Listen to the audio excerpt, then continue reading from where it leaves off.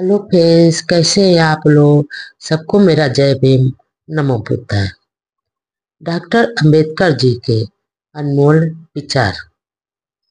Doctor Ambedkar ji कहते हैं, समाजवादी आदर्शों में विश्वास हम रखते हुए मेरा यह पक्का विश्वास है कि समाज के विभिन्न वर्गों और समूहों में आपसी व्यवहार की बराबरी होनी चाहिए।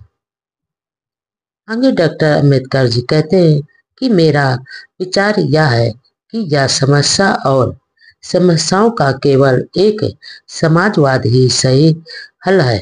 इस मानता को पर्याप्त कहना उस समझदारी के प्रति पूरी तरह से नासमझी होगी जो समाज में निहित है। यदि समाजवाद एक व्यवहारिक कार्यक्रम है और सिर्फ दूसरे का आदर्श नहीं है, तो समाजवादियों के लिए यह एक सवाल नहीं रह जाता कि वे समाज में बराबरी में विश्वास करते हैं या नहीं। उसके लिए सवाल यह होता है कि क्या एक वर्ग द्वारा दूसरे वर्ग के साथ दुर्व्यवहार और शोषण दमन को सामाजिक व्यवस्था का अंग मानता है या नहीं है। मैं उन कारणों को स्पष्ट करना चाहता हूँ जो मुझे अपनी बातें पूरी तरह से स्पष्ट करने के लिए समाजवाद की समझ से संबंध रखते हैं। यह बात साफ है कि समाजवादियों द्वारा सोचा गया आर्थिक सुधार तब तक संभव नहीं हो सकता जब तक क्रांति के द्वारा सत्ता पर कब्जा नहीं कर लिया जाता है।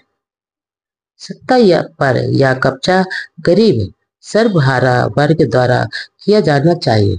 पहला सवाल यह पूछता हूँ कि भारत के गरीब मेहनत कश सर्वहारा एकजुट होंगे ताकि यह क्रांति की जा सके। वह क्या कारण हो सकता है जो लोगों को इसके लिए प्रेरित करेगा। मुझे ऐसा लगता है कि बाकी सभी बातें यदि एक जैसी हो तो केवल एक ही बात ऐसी है जो किसी व्यक्ति को क्रांति के लिए प्रेरित कर सकते हैं, और वह है इस बात का एहसास कि दूसरे व्यक्ति को जो इस काम में उसके साथी है उसमें बराबरी और भाईचारे की भावना पैदा करें और सबसे अधिक न्याय की भावना पैदा हो। लोग संपत्ति की बराबरी करने वाले किसी भी क्रांति में तब तक शामिल नहीं होंगे जब तक उनको यह विश्वास नहीं होगा कि क्रांति सफल हो जाने के बाद उनके साथ बराबरी का व्यवहार होगा या नहीं, और जाति वर्ग या नस्ल के आधार पर कोई भेदभाव और उत्पीड़न तो नहीं किया जाएगा। मुझे आशा है कि क्रांति का नेतृत्व करने वाले एक समाजवादी का यह भरोसा दिलाना ही काफी नहीं होगा कि वह जात पात में विश्वास नहीं रखता है। आगे डॉक्टर अंबेडकर कहते हैं कि यह भरोसा दिलाना ऐसा होना चाहिए कि इससे बुनियाद और गहरी होनी चाहिए। खास तौर से बात यह है कि एक ऐसा देश के सभी लोगों के बीच बराबरी और भाईचारे की भावना मानसिक रूप पर स्तर में होनी चाहिए।